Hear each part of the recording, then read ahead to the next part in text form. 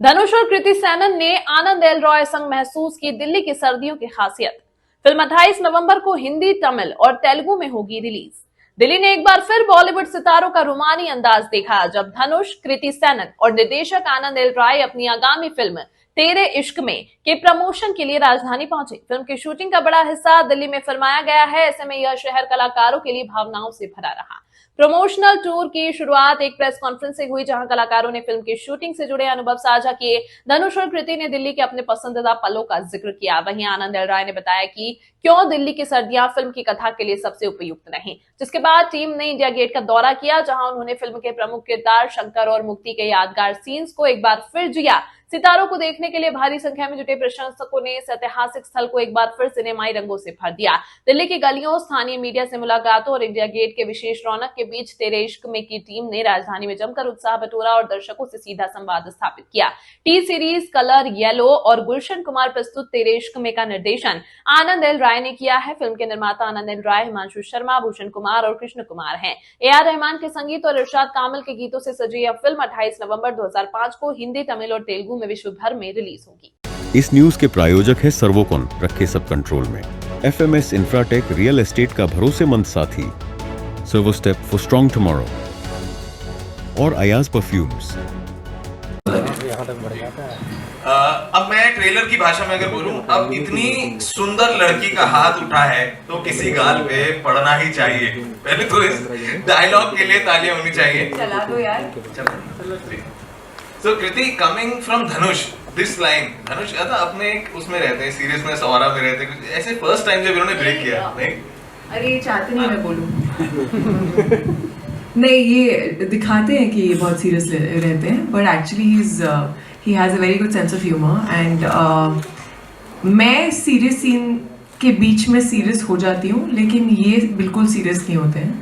So इनका aura बिल्कुल वैसा है नहीं। He really is joking around. As soon as the director says cut, he's out of it completely, which is magical to do. Hats off to him. I can't do it. I can sometimes do it, but mostly not. Yeah.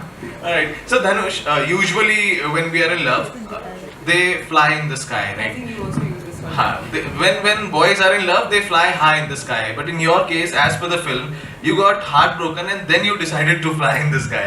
So like, how do you get such unique perspectives? I think it's more like the writer's perspective than mine.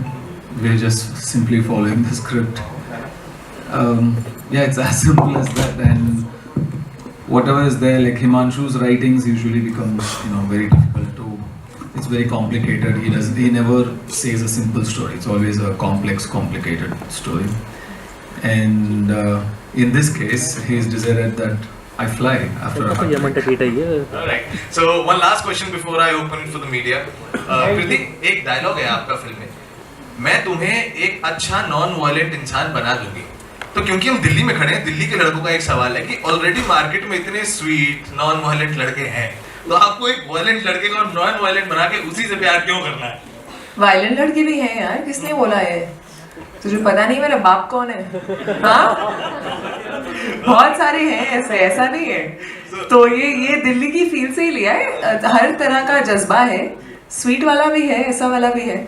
और हाँ, कभी कभी लड़कियों को लगता है कि वो बना सकती हैं, पर होता नहीं है ऐसा। But firstly I have to say, जैसा कि आनंद सर ने भी बोला, मुझे भी दिल्ली आके हमेशा बहुत अच्छा लगता है, घर वाली फीलिंग आती है।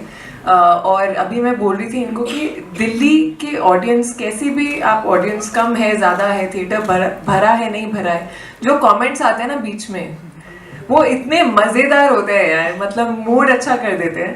I love doing the banter, just sitting here with you guys. And Delhi में ही हमने शूटिंग भी की है और हम लोगों ने काफ़ी खाया है यहाँ पर। हमारे बीच में कंपटीशन होता था। आनंद सर जो हैं वो बहुत बड़े फूडी हैं, शायद मुझसे बड़े फूडी हैं, और इन्हें बहुत मज़ा आता है खाना खिलाने में कहीं कहीं जगह से, और ये बताते नहीं है कहाँ से लाए हैं, कभी नहीं बताएंगे कि कहाँ से लेके आए हैं खाना। और इस बार इनका पाला एक दिल्ली वाली से बड़ा था, और हम लोगों ने एक्चुअली शूटिंग के दौरान कंपटीशन किया था कि कौन अच्छा खाना लेके आता है कोई अच्छी जगह से, अगर बहुत बढ़िया हुआ तो पॉइंट मिलेगा। और हम एक्चुअली शूटिंग के दौरान ये पॉइंट्स इकट्ठे कर रहे थे। हमारा ज़्यादा कंसंट्रेशन वहाँ था कि आज लंच में क्या है। और इसको पता भी नहीं चला, मैंने इसे जानबूझ के जीतने दिया ताकि खुश रहे, अच्छा काम करे। इनका दिल एक्चुअली वहाँ टूटा है, हमारा फिल्म में टूटा है, इनका वहाँ पे टूटा है। सर आप उड़ने मत चले जाना अभी बस। तो आपके और मीडिया के इस बैंटर को आवाज देते हैं। Let's open the forum for media for questions. सबसे पहले कौन आएंगे? आप हाथ उठाना, माइक आपके पास पहुंच जाएगा। राजू इला के पास जाओ।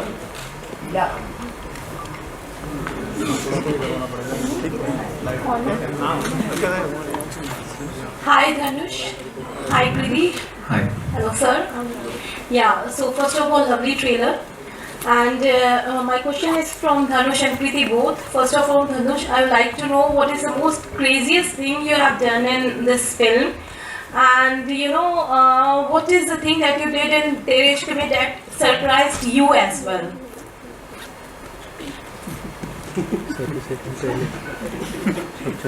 Craziest thing as such, I mean, yeah, the craziest thing would be, we shot most of the film in Delhi.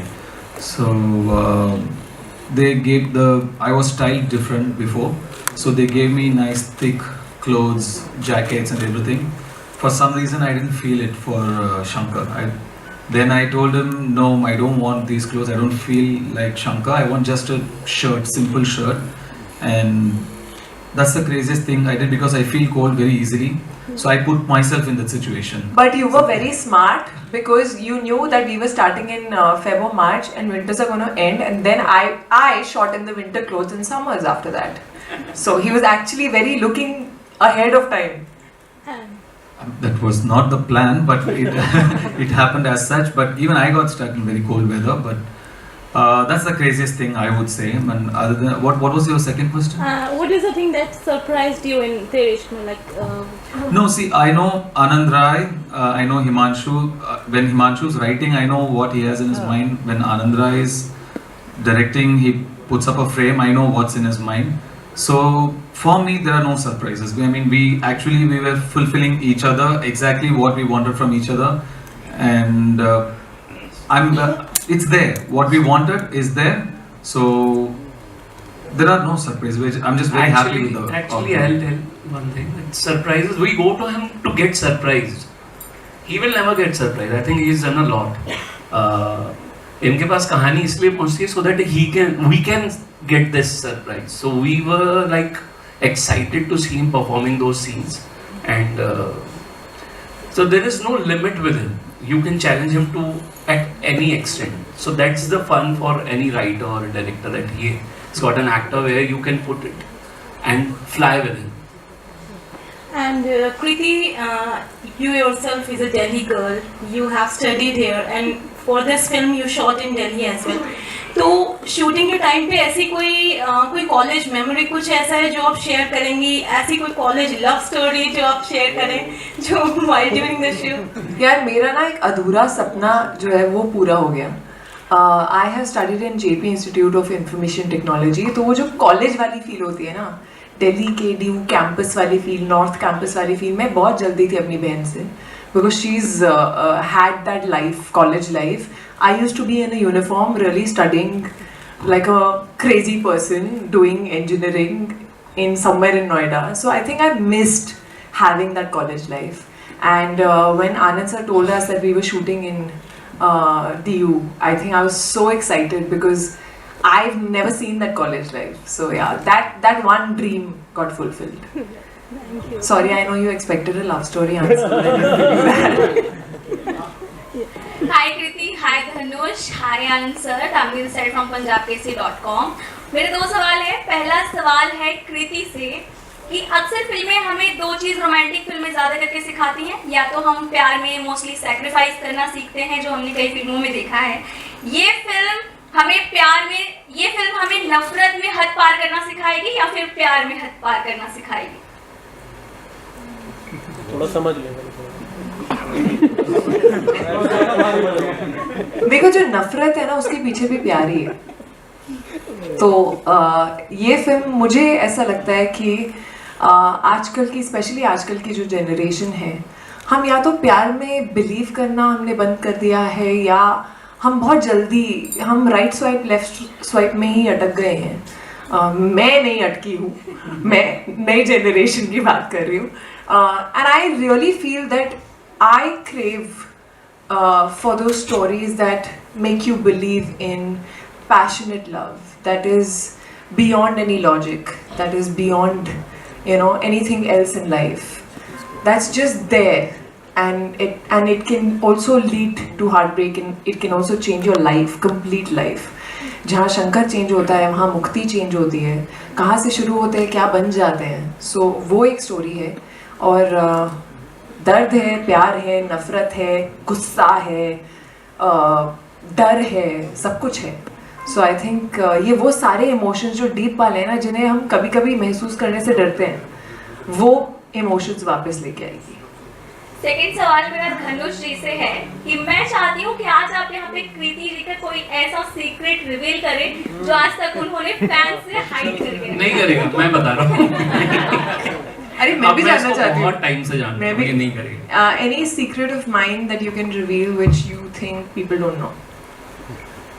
I actually don't know. If I did, I would have told you, but I really don't know. Anand sir. Yes, she eats a lot. That I can tell. Yes. I mean, I got her permission to say that. Anand sir, मैं Ashwini news 24 से. जब आपने 1 साल के आसपास पहले आपको पहली झलक दिखाई तेरे इश्क में की, तो आपने एहसास कराया कि 12 साल के बाद कुंदन जो है वो एक नए फॉर्म में आ रहा है शंकर बन के. फिर टीजर में भी हमको फील हुआ कि ये डिस्ट्रक्शन की कहानी है, प्रेम में मृत्यु है, मुक्ति नहीं. लेकिन जब ट्रेलर देखते हैं तो पूरे जज्बात बदल जाते हैं, इमोशंस बदल जाते हैं. पहले फ्रेम में शंकर जो है कुछ और प्यार में बन के निकलता है, एक लेफ्टिनेंट, फ्लाइट लेफ्टिनेंट बन के निकलता है. तो ये इसका पहली फिल्म रांझना का ये एक्सटेंशन है, या ये हम एक अलग तरीके की फिल्म देख रहे हैं जहां वो शंकर और कुंदन और शंकर में कोई फर्क नहीं. तो मैं इसका जवाब दे देता हूँ. कई बार ना कहानी का एक्सटेंशन नहीं होता, आपके खुद का एक एक्सटेंशन होता है. आप हर साल, हर दशक आप इवॉल्व होते हैं, आप बड़े होते हैं. कुंदन और शंकर जो किरदारों में आपको दिख रहे हैं वो उनसे ज़्यादा मेरे से आता हुआ और हिमांशु से आता हुआ वो कहानी का मोड़ है जिसकी हम बात कर रहे हैं. हम कैरेक्टर्स की बात नहीं कर रहे हैं, हम लोग उस कहानी की बात कर रहे हैं कि आज से 13-14 साल पहले हम जो महसूस करते थे फिल्म बनाते वक्त, प्यार के बारे में, उन जज्बातों के बारे में, और अब जो हम महसूस करते हैं, जो हमारे अंदर एक बदलाव आया है, उस बदलाव में कुंदन से शंकर हो जाना, ये हम लोगों की अपनी जर्नी की कहानी, rather than just about the story.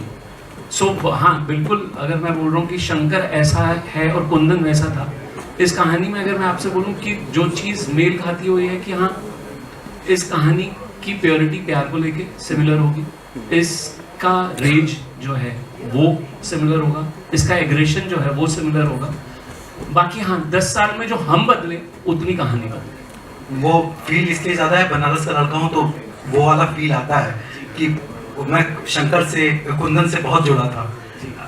तो एक फरहान अख्तर जब अभी अपनी फिल्म 120 बहादुर प्रमोट कर रहे थे, उन्होंने एक सवाल का जवाब मुझे दिया था कि हम ऐसे हीरोज़ को, हम हीरोज़ को हीरोज़ की तरह प्रेजेंट करना भूल रहे हैं. वो जो लड़की से बदतमीजी करता है या बात करता है या एग्रेसिव होता है, जिसको हम बात पहले फिल्मों में और कहानियों में, क्योंकि फिल्मों का असर बहुत होता है, हम उसको पिटते हुए देखते थे, हम उसको लास्ट में देखते थे कि वो विलन है और हीरो और हीरोइन उसको पीट रही है या उसके साथ जो डिफरेंस हो रहा है.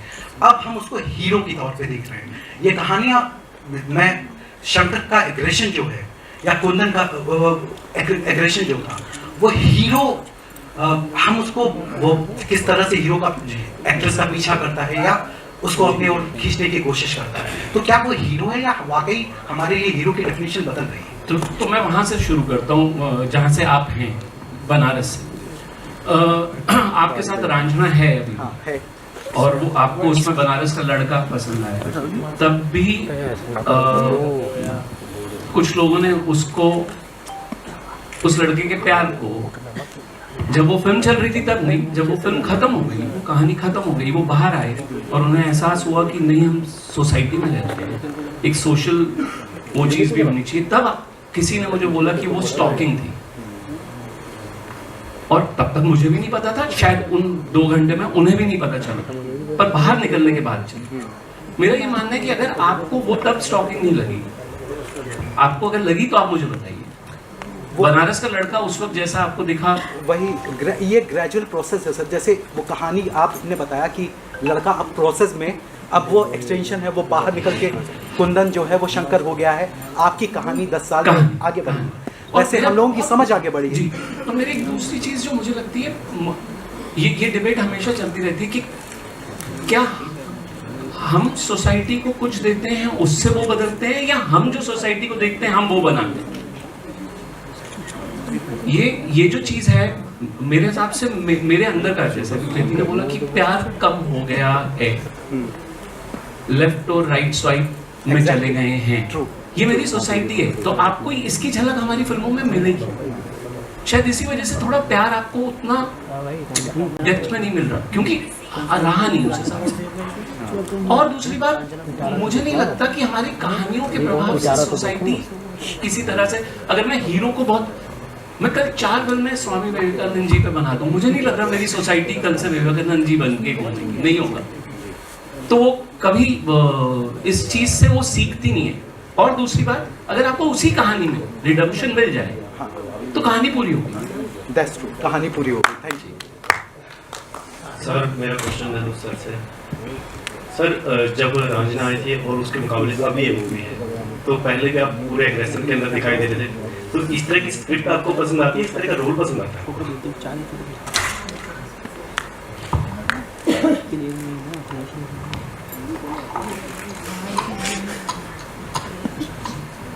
Sorry, I'm the translator. Please. Anand calls me for these kind of roles. I think he imagines him like that. I asked him why you keep calling me for roles like this, and he looked at my face. I think it's Kriti or Anand. One of them told me, you have a great love failure face. You have the face of a heartbroken man. Right? And really, that day I went back and I kept looking at my face in the mirror. Really, what is it about me that? ये सही answer है। Well, I took it as a compliment, but to be very honest, it's very challenging role. You know, even Ranjana or this, very challenging role. Both are. It looks simple. Ranjana especially looks simple, but it's not. It's a very complicated part to play. Little bit this way or that way, you'll end up not liking Kundan. So, lot of precaution, lot of practice, homework had to be done, because it's a very tricky part to play Kundan actually.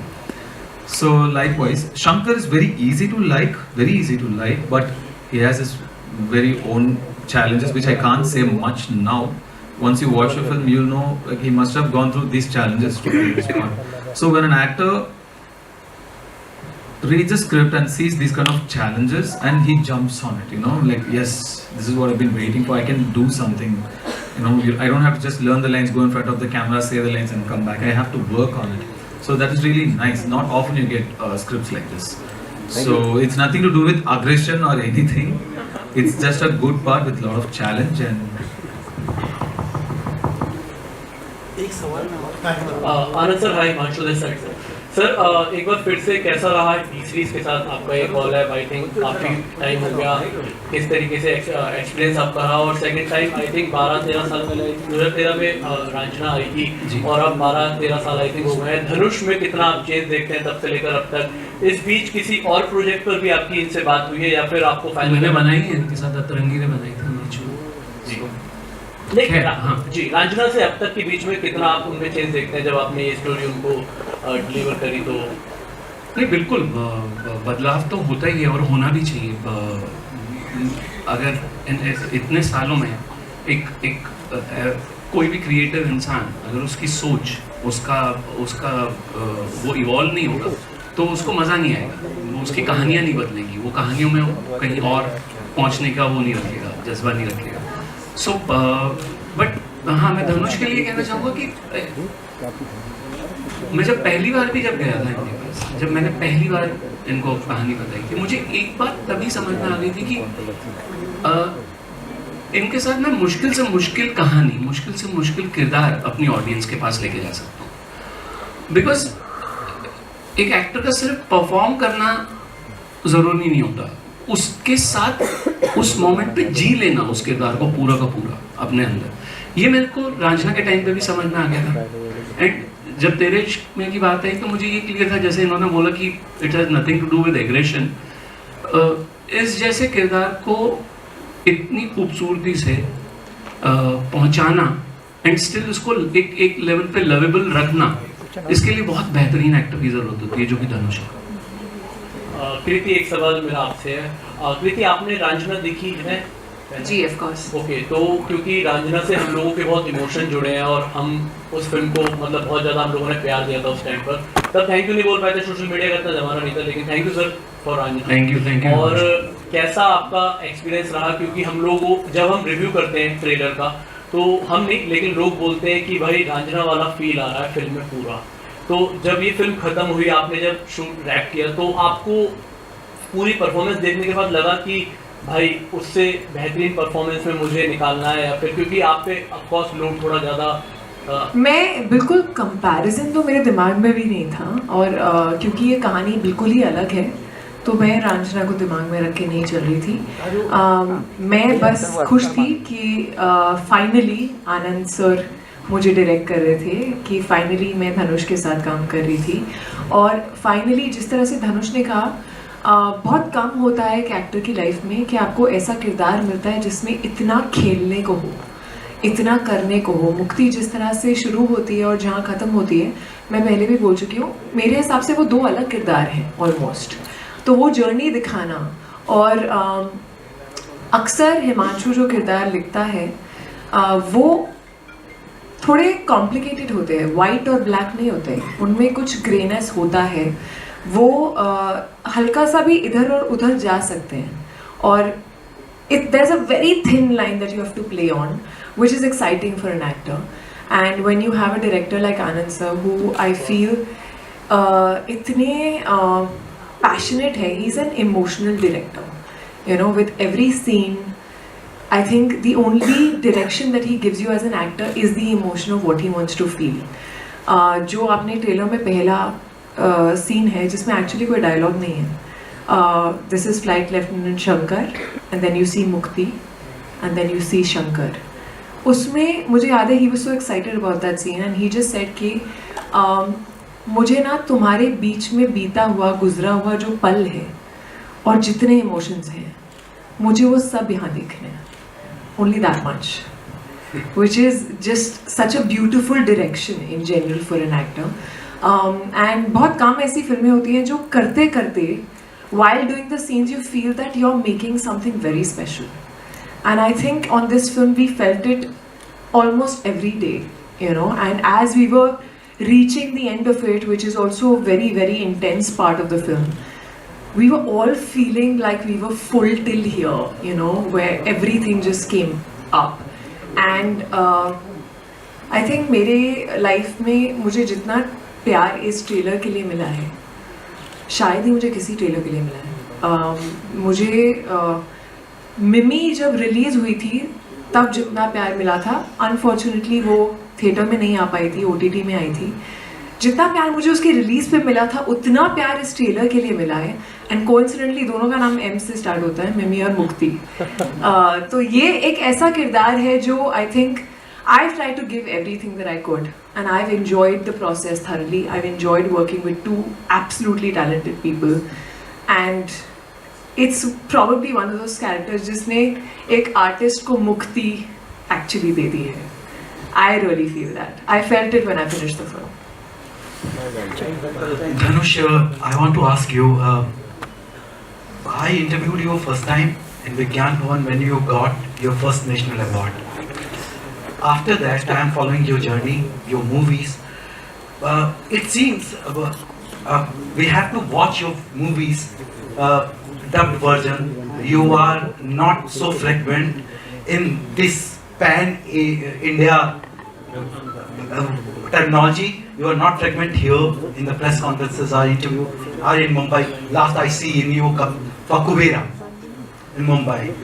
So it's a conscious decision that you choose only Anand sir, few films for the pan-India audience or the promotion. I just luck by chance types. See.